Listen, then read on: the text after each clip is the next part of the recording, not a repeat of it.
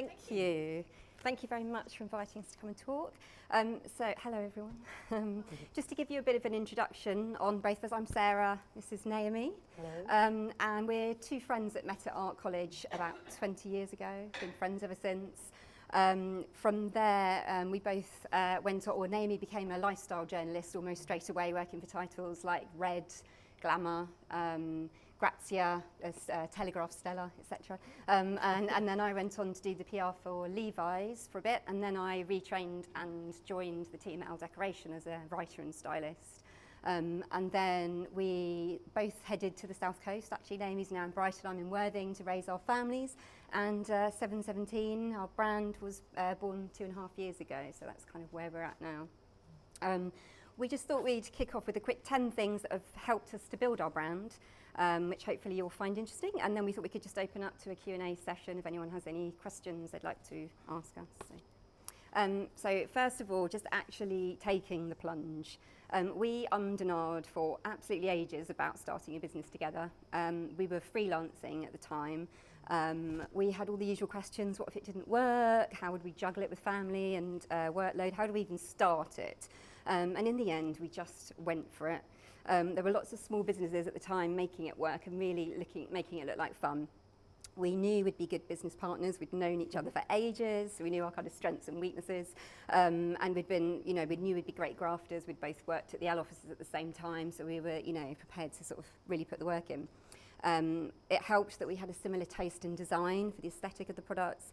And we both wanted it all to fit in around school hours too. So we were both coming at it from the same place. It was by no means a polished launch. I mean, our website was so basic.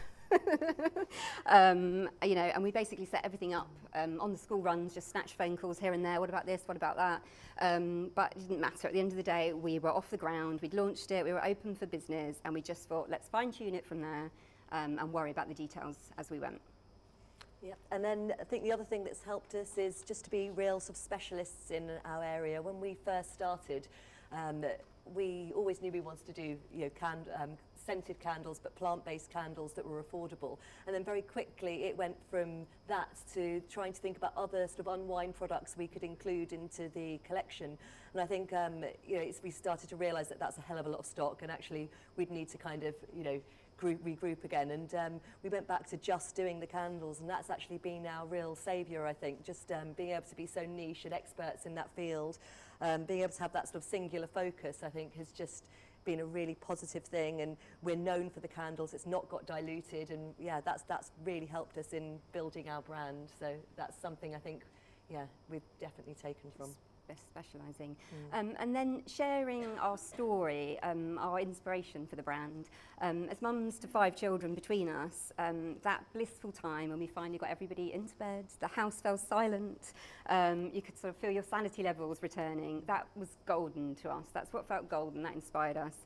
That time for us way back then when we were setting up fell on a good day somewhere around 7:17, hence our name. That idea of clocking off from the daily chaos, lighting the candle, running the bath, or pouring the wine, the ritual basically, it just spoke volumes to us and inspired all the mantras on our candles. So names such as and breathe, hello calm, peace at last, off duty.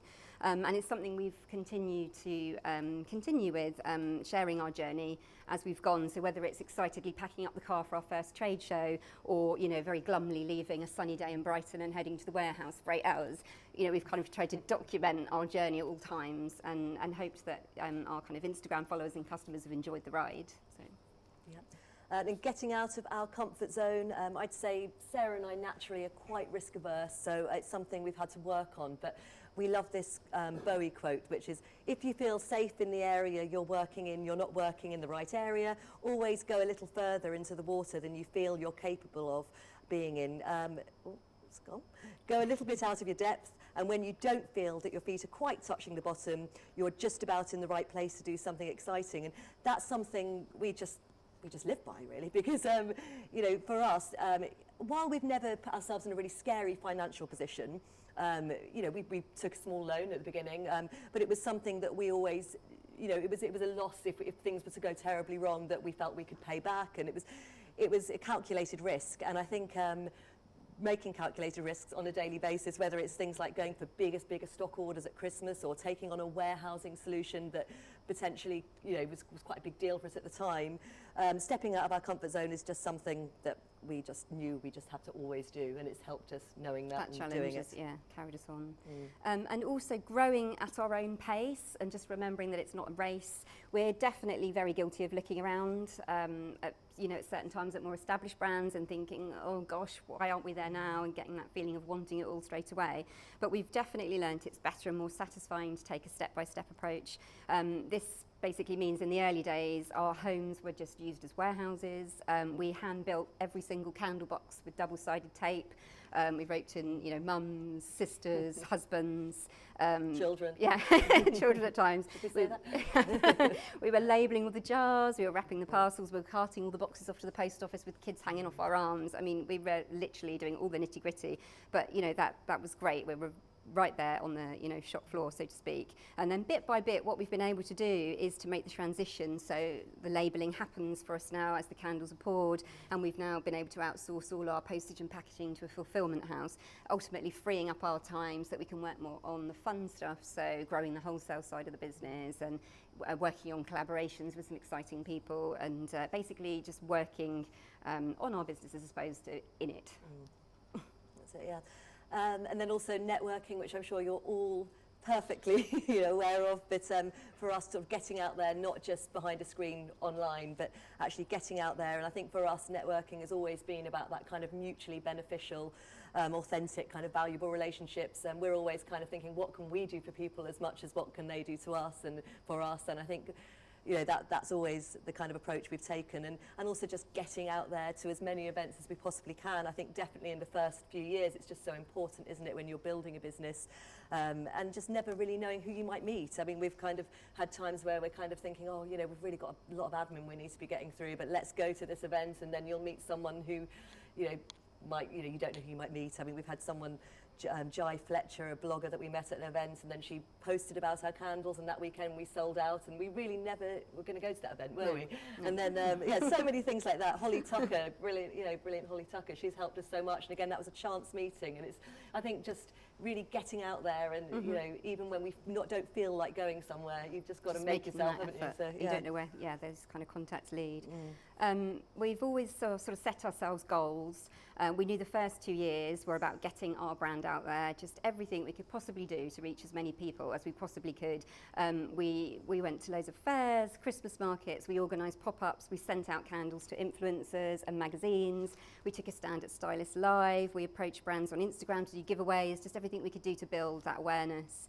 And now this year 3 is more about expansion, so we're now focusing on sort of the bigger retailers, growing our presence at trade shows, and now the infrastructure's in place, we're able to sort of cope with that next level. And then I think the other thing is just really about celebrating the milestones. For us, I think it's very easy for those kind of things that you do to just get lost amongst the daily kind of grind of running a business, where it can just seem like permanently problem solving, that kind of stuff. But so when we have a new candle launch or a nice review, or whether it's getting a new stockist, or getting to 18,000 in mental health charity donations, whatever it is, we make sure we kind of do stop and actually celebrate. We'll go out for a drink, or we'll go out for a meal with our husbands, but to actually stop and do that is so important, we feel, when you've got all the rubbish that goes with running a business as well. So no one else is going to pat you on the back. So no. And accepting that mistakes are going to happen and just dealing with them and moving on.